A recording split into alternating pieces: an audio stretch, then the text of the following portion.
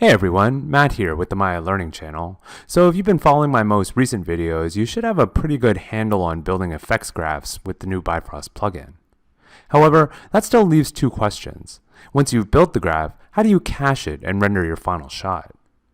So here I have the same Trilobot crash scene from my other tutorials. I like the way the smoke looks, but the playback speed is very slow. Also, I can't scrub the time slider either since the effect is being calculated live. To mitigate this, I'll need to go into the Bifrost graph and cache the effect.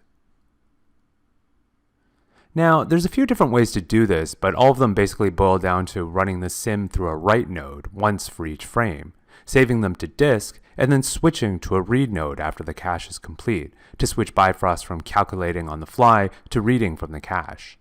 Depending on the type of format you want to output to, you'll need to use different read and write nodes too. Or, rather than dealing with all that, you can just use the file cache node instead. This handy little compound handles all this complexity for you, allowing you to switch between reading and writing in all three formats with some easy-to-use parameters instead. To use it, I'll plug it between my simulation and output nodes, exactly where I would have put the individual read-write nodes. Now that everything is hooked up, let's take a look at the file cache itself. First, I want to point out that it's what's called an experimental compound, as evidenced up here by the orange icon. This just means that the compound is in an earlier state of development, so you'll want to keep an eye on it to make sure it's working as intended, and you may see changes to it later down the line. As for the properties themselves, they are mostly self-explanatory. Use the mode to set whether the compound will write to or read from the cache.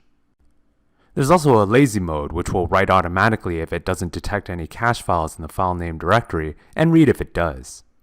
Just note that you can't partially write a cache, then read from it, then start writing again later. Once lazy mode stops writing, it switches to read mode and never goes back. If you really want to be sure, I recommend sticking to read-write mode exclusively. Obviously, I'm going to set it to write mode since I don't have a cache yet.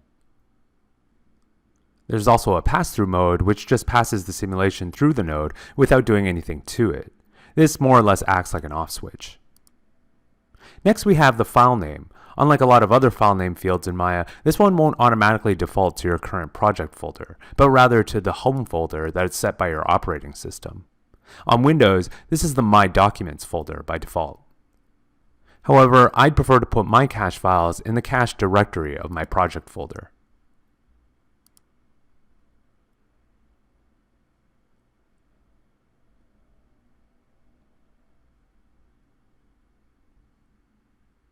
This is also where I control the type of cache file produced. Bob, or Bifrost Object, is the default native format, but you could also change this to .vdb, OpenVDB, or .abc, Alembic. I'll get into the advantages and disadvantages of each later on in this video, but for now I'll stick to Bob. In the Properties field, I can designate specific properties to be cached. But how do I know what properties are available? Use a watch point.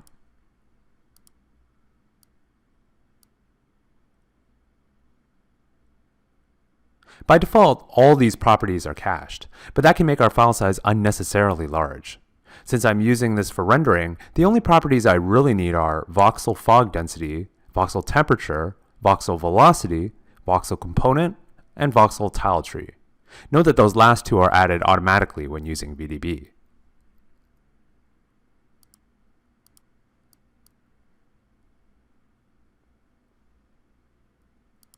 And finally, I can designate a specific frame range if I only want to cache specific frames.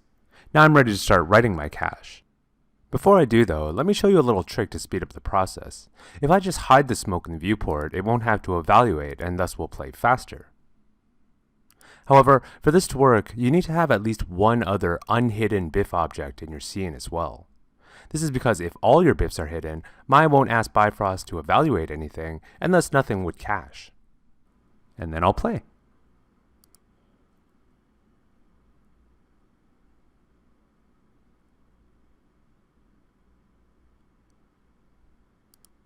So now that the cache is complete, I'll just flip the toggle on my file cache to read mode and unhide my BIF object.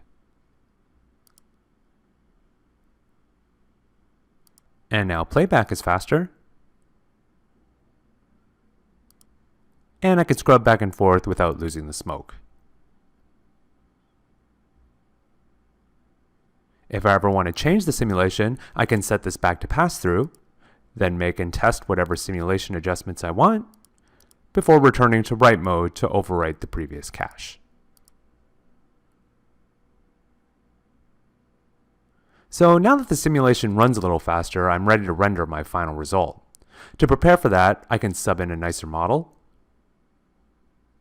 and add a skydome light with HDR. Then I'll do a test render.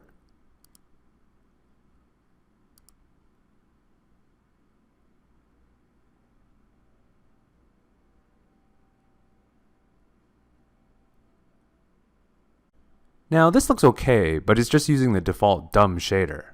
This is just a flat color that doesn't take into account any of my Bifrost simulation data. Let's smarten it up with an Arnold volume shader instead. To assign a new material to any Bifrost output object, I need to use the Assign Material node. I'll put this after my file cache in the chain, then plug it into the same output port.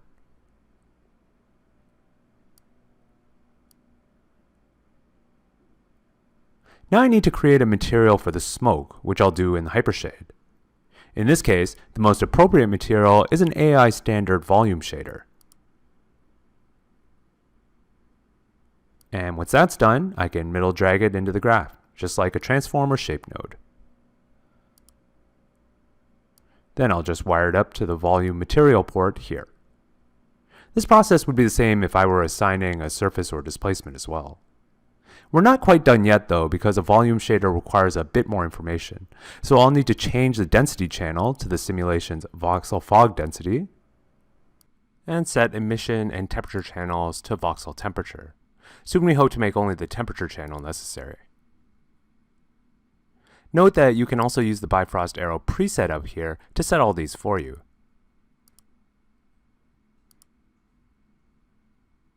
At first the smoke appears white, but that's just because of the default temperature setting. Now if I were to change the density or temperature of my smoke, the material would properly reflect that.